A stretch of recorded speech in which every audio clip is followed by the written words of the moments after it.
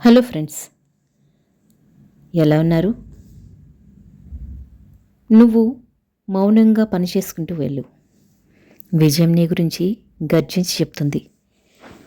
మరణం వచ్చేదాకా సమాధానం దొరకని ఒకే ఒక్క ప్రశ్న, ఎవరిని నమ్మాలి అని. 100 మందిని సంతోషపెట్టకపోయినా పర్వాలేదు, కానీ ఒక్కరిని కూడా బాధ పెట్టకుండా బ్రతకడమే మంచి వాళ్ళ లక్షణం. ఓడిపోవడం అంటే కోల్పోవడం కాదు, నీకు తెలియని దాన్ని వెతుక్కోవడం. ఓడిపోయానని బాధపడక మళ్ళీ ప్రయత్నించు. విజయం తప్పక వారిస్తుంది. ఇతరుల్ని బాధ పెట్టడం నీటిలో రాయి వేసినంత సులువు. వారిని తిరిగి మామూలు స్థితికి తేవడం ఆ రాయిని వెతికి తీసుకొచ్చేంత కష్టం. అందుకే ఎవరిని బాధ పెట్టకుండా ఉండాలి. తగ్గి బ్రతుకు, కానీ తలదించుకుని బ్రతకొద్దు. ఈ ప్రపంచంలో ఏది పగిలినా అది శబ్దం చేస్తుంది, కానీ ఒక్క మనసు పగిలినప్పుడు మాత్రమే మౌనంగా మిగిలిపోతుంది. అత్యంత కఠినమైన జీవిత సత్యం ఏంటంటే, ఎవరి మనసు మంచిగా ఉంటుందో వారి తలరాత చెడుగా ఉంటుంది. గెలుస్తా అనే నమ్మకాన్ని మోసుకుంటూ వెళ్ళే వారికి దూరం ఎంతైనా కానీ అంతగా భారం అనిపించదు. పరిగెత్తుదామనుకున్న ప్రతిసారి ఏదో ఒకటి నిన్ను వెనక్కి లాగుతుందంటే అది మరో రూపంలో ఉన్న నీ బలహీనతే అయ్యుంటుంది. నీ బలహీనతలను మరోసారి పరిశీలించుకో. జీవితం ఒక యుద్ధ భూమి. పోరాడితేనే గెలిచే అవకాశం ఉంటుంది. ఊరికి నిల్చుంటే ఓటమి తప్పదు. నీ యొక్క గొప్పతనాన్ని నిర్ణయించేది నీ గుణం మాత్రమే, మరేది కాదు.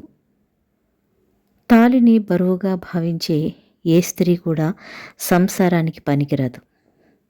అలాగే భార్యను బానిసగా భావించే ఏ మగవాడు కూడా సమాజానికి పనికిరాడు. బానిసత్వానికి అలవాటు పడ్డవాడు తన బలాన్ని ఎప్పుడూ గుర్తించలేడు. ఒక ఈక ఊడిందని ఎగిరే పక్షి ఆగిపోతుందా? అలాగే ఎవరో నీతి లేనివారు ఒక మాట అన్నారని నీ పయనం ఆగకూడదు.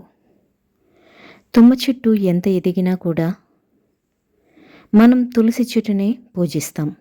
అలాగే చెడ్డవాడు ఎంత గొప్పవాడైనా కూడా గొప్ప మనసున్న వారినే గౌరవిస్తాం. మనం చేసిన మంచిని మరుక్షణమే మర్చిపోవాలి. మనకు మంచి చేసిన మనిషిని మరణించే క్షణం వరకు గుర్తుంచుకోవాలి. ఈ ప్రపంచంలో చెడ్డవాడిని కనిపెట్టడం చాలా కష్టమైపోయింది. ఎందుకంటే చెడ్డవాడు మంచివాడి కంటే మంచిగా నటిస్తున్నాడు. గతం గురించి ఆలోచించి భవిష్యత్తును పాడు చేసుకోవటం మూర్ఖుల లక్షణం. ఓపిక పట్టేవాడు ఎప్పుడూ ఓడిపోడు. ఒకసారి ఓపిక పట్టి చూడు. నీ జీవితం నీకు చాలా నేర్పిస్తుంది. పూర్వపు రోజుల్లో మనుషులు రాళ్లతో నిప్పు పుట్టించేవారట. ఇప్పటి రోజుల్లో మనుషులు మాటలతో ఏకంగా తగలబెట్టేస్తున్నారు. తీయటి నీరు నింపుకున్న బావి మౌనంగా ఉంటుంది. ఉప్పు నీటితో ఉన్న సముద్రం మాత్రం ఎప్పుడు గర్జిస్తూ ఉంటుంది. అలాగే అజ్ఞాని అరుస్తాడు, జ్ఞాని మౌనంగా ఉంటాడు. నీ గమ్యాన్ని నిర్ణయించేది నీ చేతులే కానీ నీ అరచేతి గీతలు కావు. అసలు తప్పే చేయని మనిషి ఈ లోకంలోనే ఉండడు. తన తప్పును సమర్థించుకునేవాడు మూర్ఖుడు. ఇతరుల తప్పును వేలెత్తి చూపేవాడు అత్యంత మూర్ఖుడు. చేసిన తప్పులు సరిదిద్దుకునేవాడు మాత్రమే ఉత్తముడు అనబడతాడు. గొర్రె కసాయవాణ్ణి నమ్ముతుందో లేదో తెలియదు, కానీ మనిషి మాత్రం మాయ మాటలు చెప్పేవాణ్ణి మాత్రమే నమ్ముతాడు. అంటించే శక్తి అగ్గిపుల్లకు ఉన్నా వెలిగించేందుకు మాత్రం ఒక చెయ్యి కావాలి. ప్రతి రాయిలో కూడా భగవంతుడుంటాడు. కానీ దానికి రూపం ఇవ్వడానికి ఒక శిల్పి అవసరం తప్పనిసరి. అలాగే మనిషి తనను తాను నిరూపించుకోవడానికి ఒక అవకాశం కావాలి. ప్రతి సమస్యకు ఒక పరిష్కారం, ప్రతి నీడకు ఒక వెలుగు, అలాగే ప్రతి బాధకు ఒక ఓదార్పు, ఇవన్నీ ఉన్నట్టే భగవంతుడి దగ్గర ఎప్పుడూ ఇలాంటిది ఒకటి ఉండే ఉంటుంది. విశ్వాసం కోల్పోకండి. ఒక ఆలోచన మనల్ని నిద్రపోనివ్వట్లేదు అంటే అది మనం సాధించాల్సిందైనా అయ్యుండాలి, లేదా బాధించేదైనా అయ్యుండాలి. పొగడి నిన్ను పాడు చేసేవాడి కంటే నీ మంచి కోరి నిన్ను దండించేవారే మేలు. నిన్ను గౌరవించేవారిని గౌరవించు, అలాగే నిన్ను అవమానించేవారిని కూడా గౌరవించు. నీ గౌరవం మరింత రెట్టింపవుతుంది. జాగ్రత్త. మాట్లాడే మాట జాగ్రత్త. దాచుకోలేని ప్రేమ జాగ్రత్త. అనవసరమైన కోపం జాగ్రత్త. మళ్ళీ రాని ఈ క్షణం జాగ్రత్త. కష్టం ఎలా బ్రతకాలో నేర్పిస్తుంది. నష్టం ఎవరిని నమ్మాలో నేర్పిస్తుంది.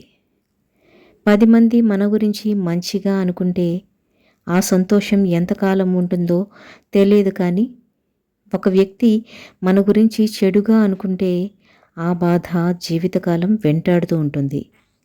కావలసిన దాన్ని పొందడం కోసం కొన్ని వదులుకున్నా పర్వాలేదు,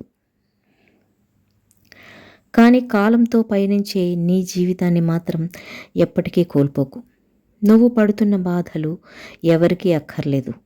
నీ కనుల వెనుక ఉన్న కన్నీళ్ళు ఎవరికీ పట్టవు. నీ మనసుకు అయిన గాయాలు అసలే అవసరం లేదు.